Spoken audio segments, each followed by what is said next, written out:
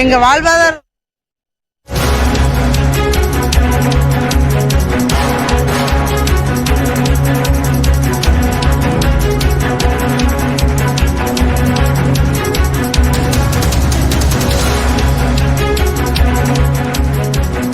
அண்மை செய்தியை பார்த்துக் கொண்டிருக்கிறோம்.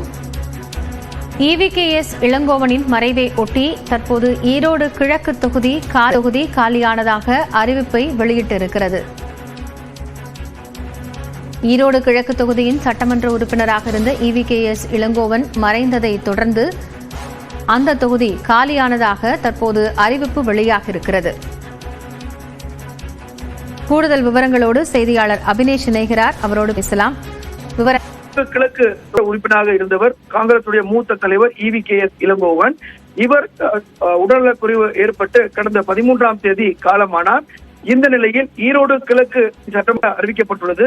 தொகுதி காலியானதாக அறிவித்து அந்த தகவலை தேர்தல் ஆணையத்துக்கு தெரியப்படுத்தியது தமிழ்நாடு சட்டப்பேரவை செயலகம்.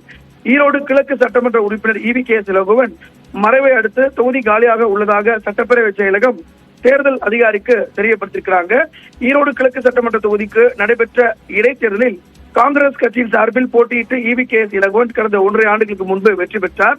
வெற்றி பெற்ற அவர் உடல்நலக்குறைவு காரணமாக கடந்த சனிக்கிழமை மரணம் அடைந்த நிலையில ஈரோடு கிழக்கு தொகுதி காலியானதாக அறிவிக்க தகவலை அதிகாரிக்கு தமிழ்நாடு சட்டப்பேரவை செயலகம் சார்பில் அரசிதழில் வெளியிட்டக்கூடிய அந்த தகவலை தெரியப்படுத்திருக்கிறாங்க. ஒரு சட்டப்பேரவை தொகுதி காலியானதாக அறிவிக்கும் பட்சத்துல 6 மாத காலத்திற்குள் அந்த தொகுதிக்கு இடைத்தேர்தல் நடத்தப்பட வேண்டும். வரும் ஜனவரி அல்லது பிப்ரவரி மாதம் நடைபெற உள்ள டெல்லி சட்டமன்ற தேர்தலுடன் ஈரோடு கிழக்கு தொகுதிக்கு இடைத்தேர்தல் நடத்த வாய்ப்புள்ளது. இருப்பினும் தேர்தல் எப்போது அப்படிங்கிறதும் முறைப்படி இந்திய தேர்தல் ஆணையம் அதிகாரப்பூர்வமாக அறிவிப்பாங்க. காயத்ரி,